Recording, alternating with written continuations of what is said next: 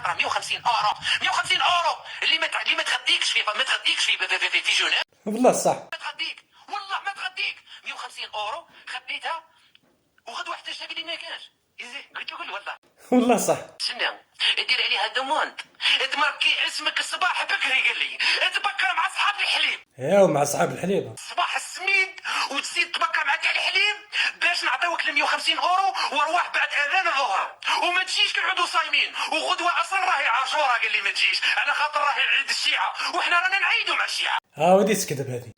لان الشيعه مسلمين هما ثاني نعيدوا معاهم حنا العادي نورمال.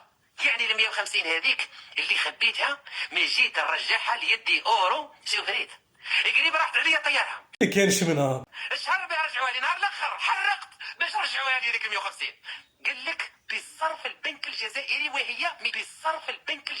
وهي